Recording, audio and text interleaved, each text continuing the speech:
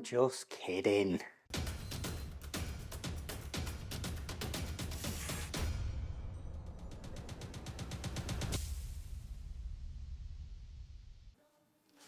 Welcome back everybody to another sunny Saddleworth, Greater Manchester's Sunshine State or something like that. How to make a matte car glossy. Not a clickbaity title. This vehicle has already been into BMW to be repaired because somebody else scratched it while washing it and then tried to hand polish out the scratches, leaving a lovely gloss panel. So it has been in to BMW to have multiple panels painted. It's a lot of monies. I understand that some people believe that ceramic coatings are a waste of money. I think that's an oversimplification. They're definitely not for everybody. But if you are going to buy a matte or satin painted vehicle, or have a matte or satin PPF applied to a gloss vehicle, please, please, pretty please, with sugar on top, please go and see a detailer and get that vehicle ceramic coated. It will save you fortunes in the future, I promise you. So, frozen BMW X3 in for a new car preparation. But some of the processes are literally inverse from what we're used to doing. So standard stuff, wheels off, wheels will be deep cleaned, coated, calipers cleaned, coated. Glass will be machine polished and coated. But of course, and gloss blacks will also be machine polished, probably 2 stages, and coated. There is unfortunately some overspray on some of the gloss blacks and some of the lights. I'm going to do my best to get into those areas while staying safe around the satin. Oh, and the carbon mirrors are of course hologrammed like they always are. Biggest difference with this is, rather than taping bits of trim to polish the paint, I've got to tape the paint to polish the trim and surrounding areas. And we can't just get it a little bit like, we can't get close. We've got to make sure that this taping is perfect. So essentially a new car prep, but rather than polishing the paint, I'm going to go through multiple stages of deep cleaning without using any abrasives. So the Meguiar's Wash Plus, which I favour for a preparation like this because it has abrasives in, I'm going to err on the side of caution. We will avoid that. We will use the Built Hamber Auto Wash, just a pretty strong mix, like 12-15 mil. I know that doesn't sound a lot, but for that product that's quite a lot. No claying. I'm not saying claying is a bad thing necessarily on a satin paint. Your mileage may vary. I'll leave that up to you. But my preference is, if there's a chance that I might cause damage, and in this case I can't fix that damage, I'm going to err on the side of caution and I'm going to not do it. So multiple stages of washing, multiple stages of chemical decontamination, and then we'll do some specific wipe downs while it's in here. Titan coatings all round, of course. Pyro on the wheels and the exhausts. PX10 on the paint. And then hyperglass on the glass. Black leather, so I'll potentially not use leather on this. I will deep clean it and probably just wipe it down with Dr. Leather dye blocker in this case.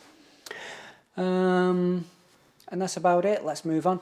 I hope this one's interesting. It's going to be different to what you're used to in some parts, same in others. But I'm very excited for you to see matte paint being coated, because it's a little bit frightening to begin with, but it all comes good in the end, I promise you. Should be an interesting one, should be a bit of fun, lovely car, a little bit different. Let's crack on and let's get this thing protected.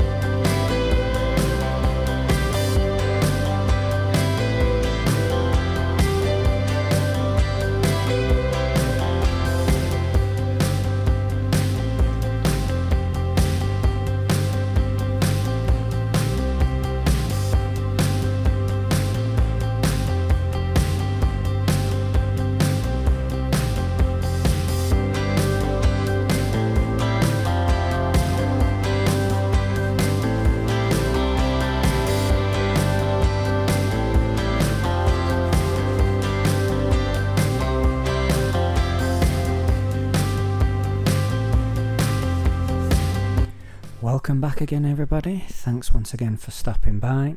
As always, we are going to start at the start. That's the wash and decontamination process. Now for me, this always starts with the wheels and the arches. The wheels and the arches are the dirtiest part of the car. It makes sense to me to start there, get rid of the bulk of what we can, and move on. And as we will be taking the wheels off as part of this package, I'm not going to go overboard. I'm just going to make sure that I have brushed and jet washed the arches out, cleaned the tyres, got rid of the bulk of the dirt off the wheels with an alkaline wheel cleaner, nothing stronger, and we will deal with tar removers and fallout removers later on. All the products I use in this video will be linked in the description below should you want to grab yourself some from the old internets.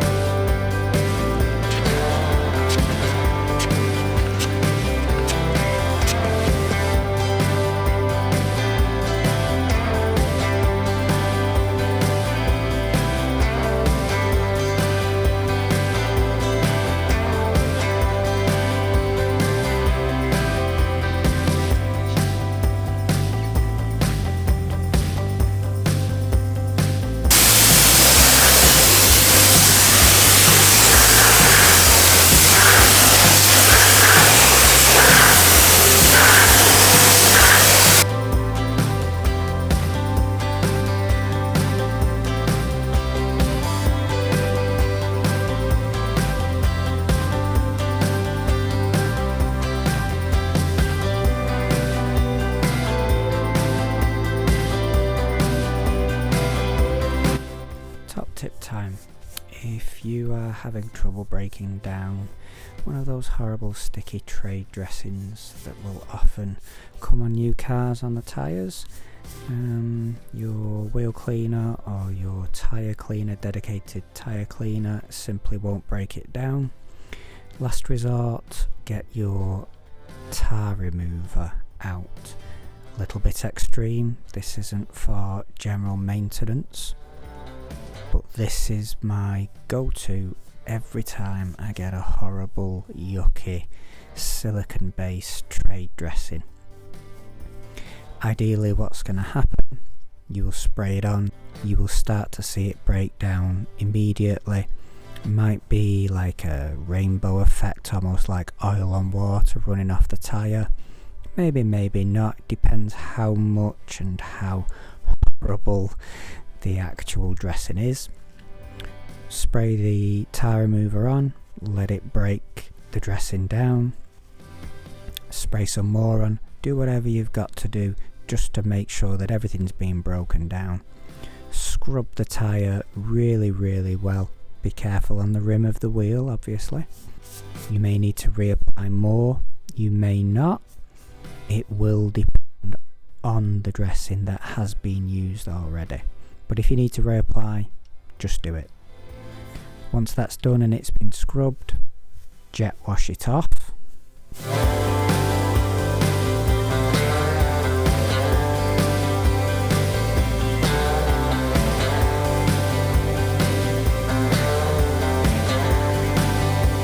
And the goal here is you should be left with a clean, squeaky clean tyre that has zero slippy or sticky residue coming off it anymore.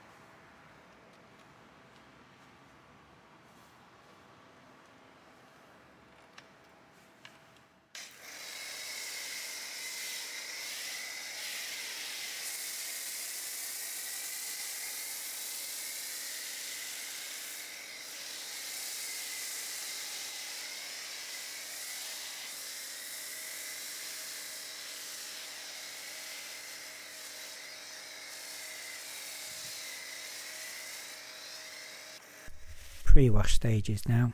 We've already cleared all of the internal and external dirt traps. We have treated all of the dirtiest areas, so the lowers mostly, and arches with a concentrated pre-wash, and then snow foamed directly over the top of that. You have to remember what you're trying to achieve here. You want your chemicals to break down and loosen as much dirt and debris as possible, so that the car is as clean as possible when you do your contact wash. So it might seem like I use a lot of chemicals. Concentration is of course key, but I do believe in letting your chemicals do the work for you. So don't mess about. Use lots of it. It can be running off the car as long as the concentration, the dilution ratios are correct. You are at no more risk of causing damage than if you use less product, but you are at risk of it not doing the job that you have bought it to do. So get your dilution ratios right, use plenty of product, and then, as I have stated before, and this is something that people seem to argue about all the time on the internet, but be mindful that we are not rinsing off our pre-wash. We are methodically removing the dirt and debris that our pre-wash has loosened. I personally start from the bottom of the vehicle.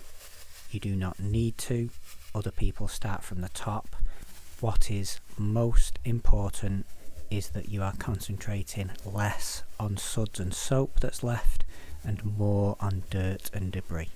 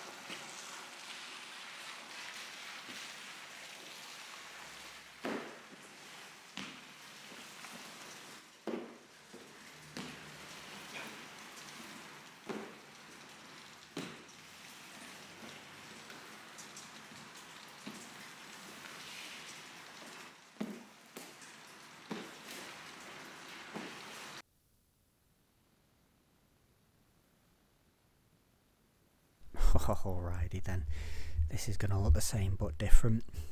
So we always tape vehicles, we don't over tape here, as you know, as I always state. But this one's a weird one, right? So this is literally inverted from what we would ordinarily do. Right now, I'm not taping up trim, glass, things like that so I can polish the paint. I'm taping up the paint so that I can polish the glass and the trim and so on. It is crucial at this stage that I am tight and right with this tape. Everything has got to be rolled. All of the edges and corners have got to be tucked. I cannot risk polishing any of these edges and making this paint glossy.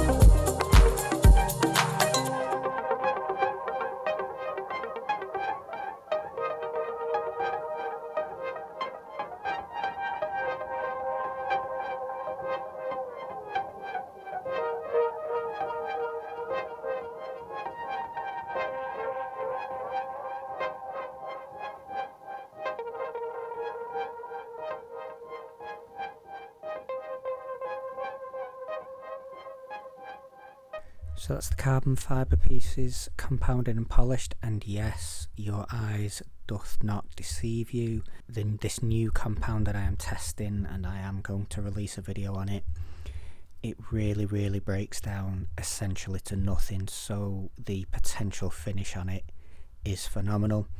That gives me a little bit of scope to be a little bit more efficient. Carbon is also often quite hard, so I didn't buff off the compound residue. Essentially you're using that as a pad primer of sorts.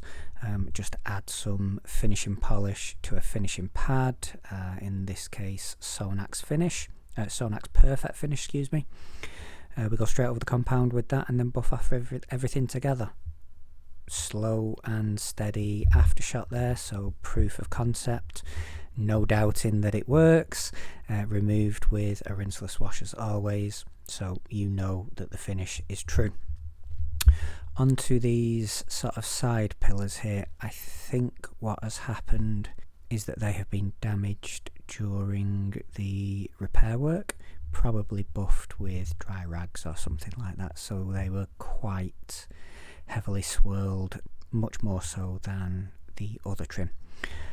So I used the 12mm random orbital machine, which seemed to be the perfect size to get me in nice and tight, and then I used Eurofiber pads and that same compound, and then I follow with an oversized finishing pad, which just allows me to get a little bit further past the edge of where I was compounding and just really finish everything off nice. Once again, Sonax Perfect Finish, easy peasy choice for me, and it came up real good. Some of the more astute viewers out there might recognise that the window trim, the bit that runs up from the A pillar there all the way to the B pillars, is still a little swirled up. I'm going to deal with that straight after this with the small nano machine. I think it's just a little bit safer to use small pads and a more focused machine to get that out, given that it's such a small piece of trim.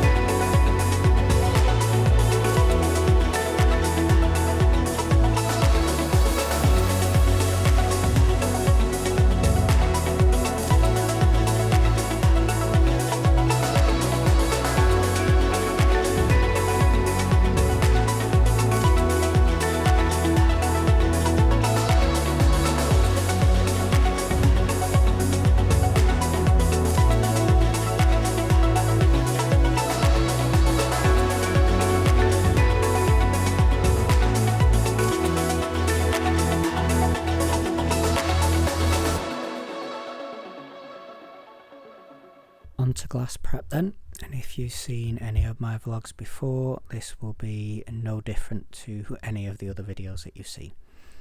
These are not specific glass polishes, compounds and our pads. I am not trying to remove scratches and swirls here.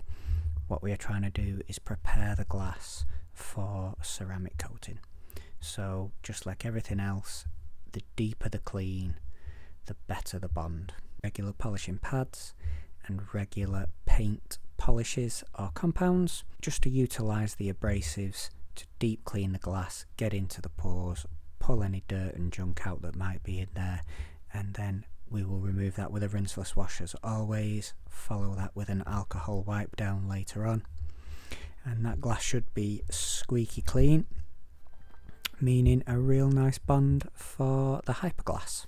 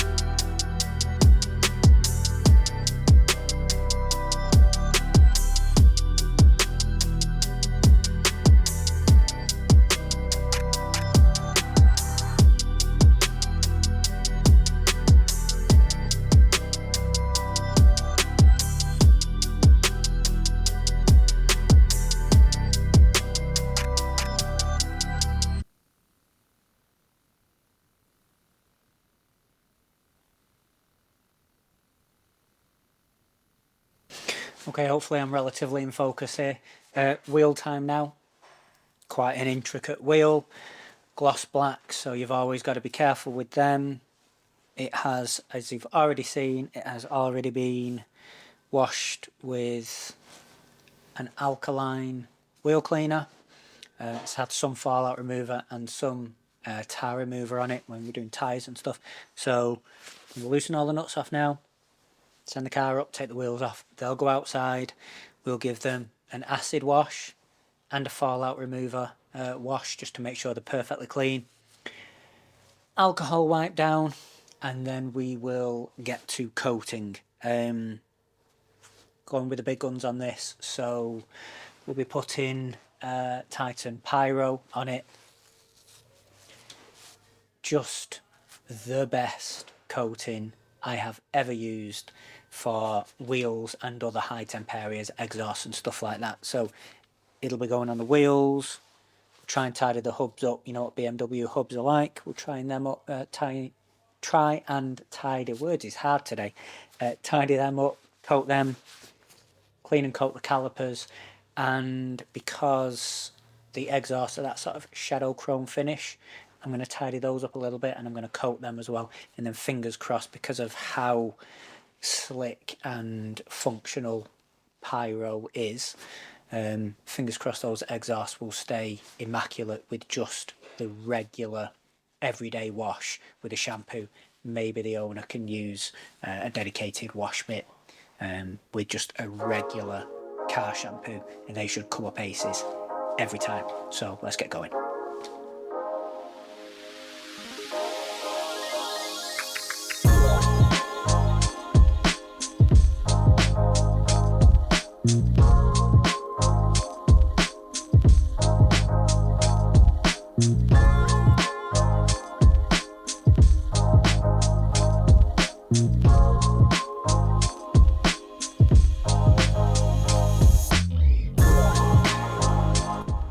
Thankfully these wheels were pretty clean, but as before, let your chemicals do the work for you. Gloss black wheels, the last thing you want to be doing is scrubbing away with harsh brushes or other tools that may scratch and swirl. Nice mitts, nice microfiber pads, nice microfiber cloths, whatever you've got to do, they can all be relegated for wheels specifically, but just use softer kind of tools and better chemicals to get this job done.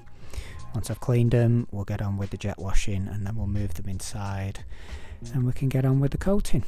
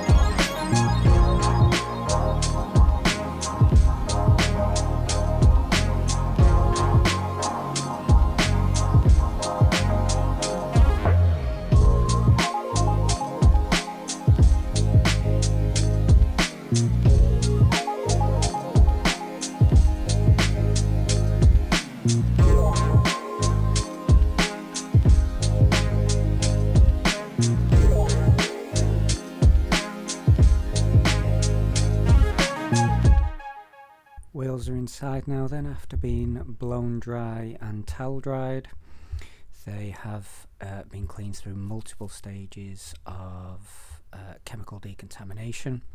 Tyres have been scrubbed to be squeaky clean. We want all of the grease, all of the stuff that might stop a coating from bonding properly away from the surfaces. Now they're inside, we're going to give them an alcohol based wipe down in preparation for coatings. I will coat the inside of the barrels here on the roller table, then I will mount the wheels and I will coat the faces in situ, just because it's easier on the back to be able to sit down on a nice comfy seat and do it in place. I'm an old man now, anything I can do to save the knees and save the back I'm all about.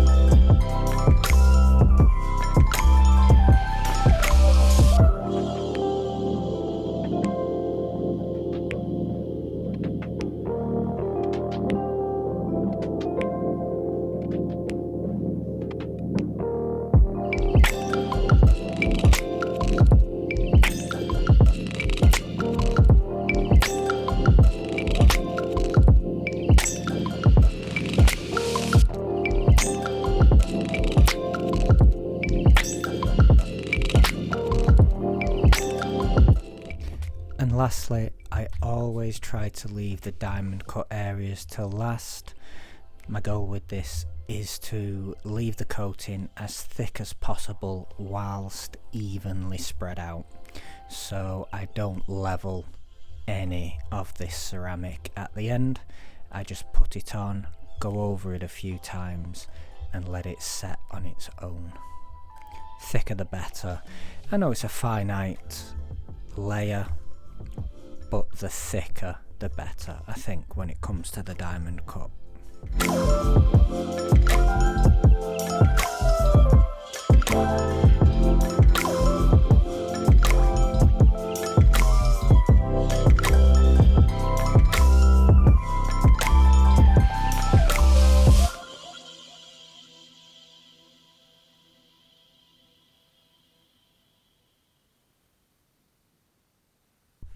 Wipe down time now, and as per, we're going to go with a solvent based wipe down for the paint and an alcohol based wipe down for the glass.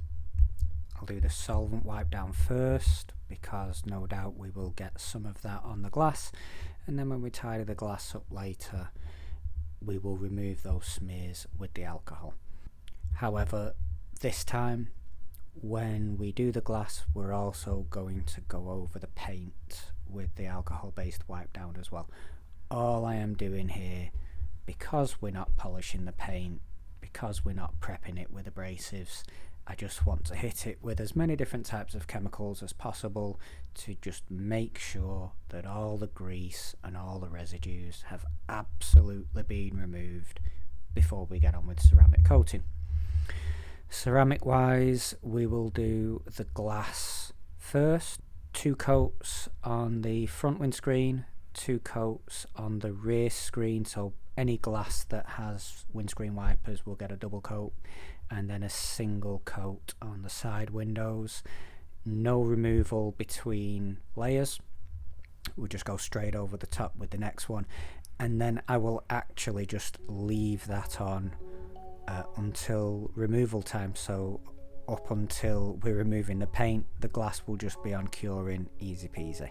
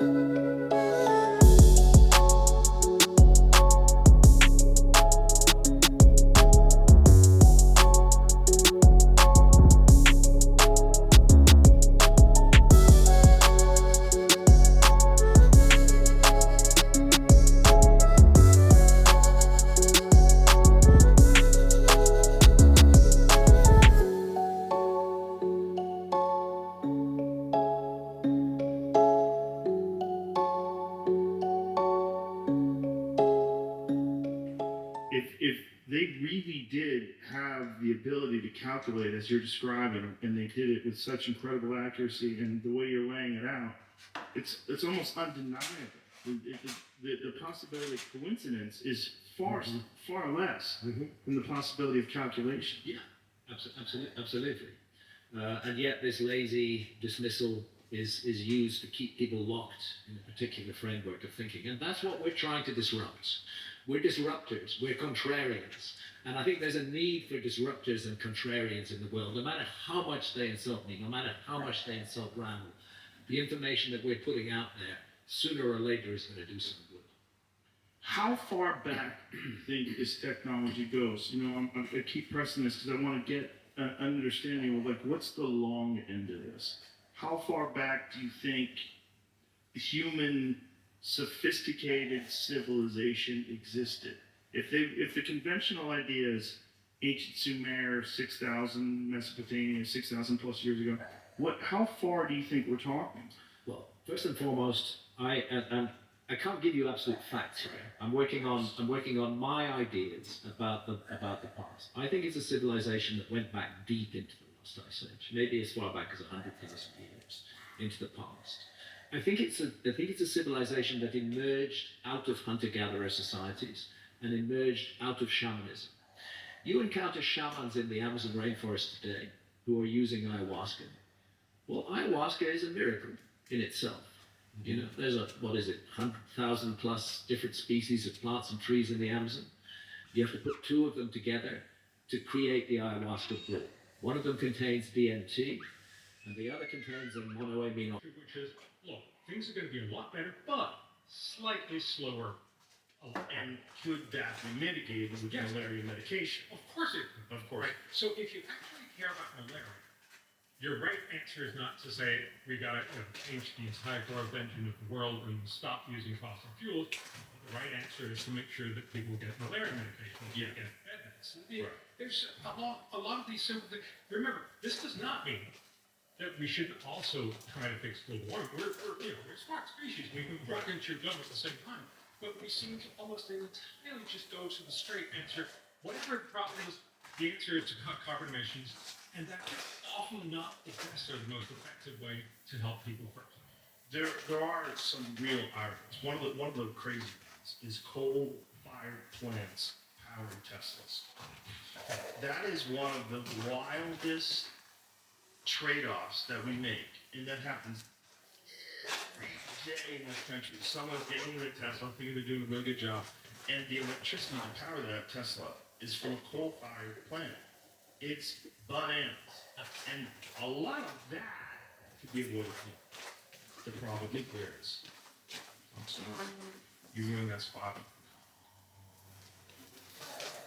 One more interruption before I leave you with this interesting paint and an even more interesting pair of podcasts.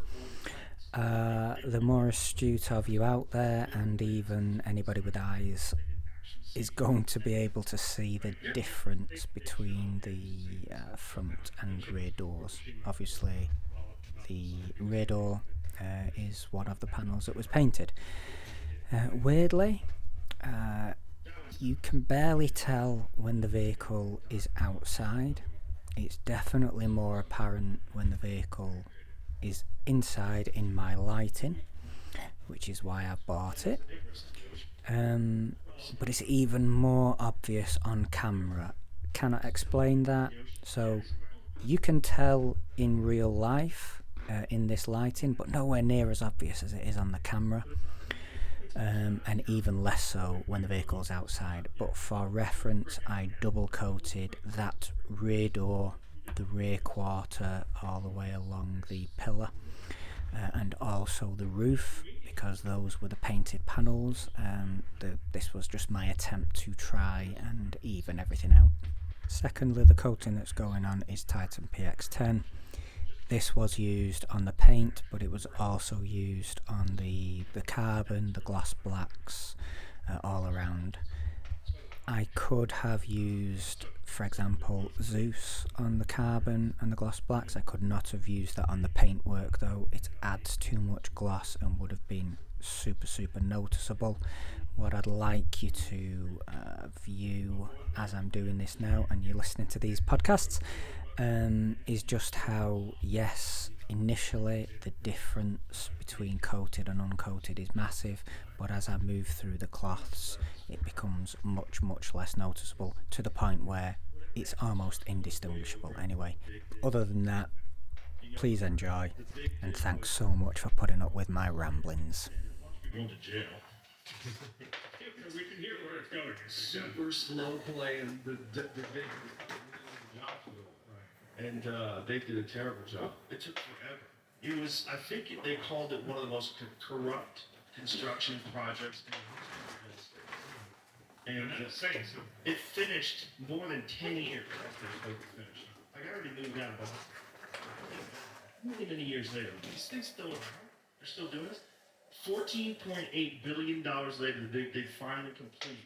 When the clock runs out in 2007, construction of the Big Dig, the nation's most complex and costliest highway project, will officially come to an end.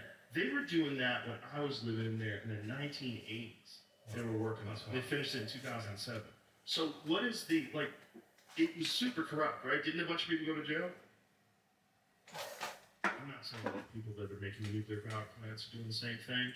Started at 2.6 billion and ended up at 14.8. But I think it tells a different story. Certainly for certainly for nuclear, what happens is that you want one more fail-safe, and then one more fail-safe. They keep on changing the rules and making the regulations, so it's going to be even harder. And again, that's not a bad thing. It sounds like a good thing. Fail-safe's not good. Yes, but you also want to have a set of, well, how safe are we going to be here compared to other stuff that is also risky? We constantly make trade-offs. We should not pay attention to this, but I'm serious. We should give equal focus to these other problems. Yeah. And that's not what we do. We focus on one thing. So you asked me what should the guys and movements are things meaning. And I think first it is to get them to realize They should work in the coal mine. This is not here. No, I would never ask that. Yeah. So they should realize this is not the end of the world. Yeah. And I think that would take away a lot of this. We'll do something right now. Right. And then we can start talking about, okay, how do you fix things smartly? Well, you don't fix getting rid of fossil fuels by telling them, well, I'm sorry, would you mind being a little poorer and a little colder and not be able to drive? Would that be okay with you? We just don't, you don't win elections that way. You don't actually get things done. The way you fix problems is through innovation. So here, it was a terribly polluted place. Most of it was of cars.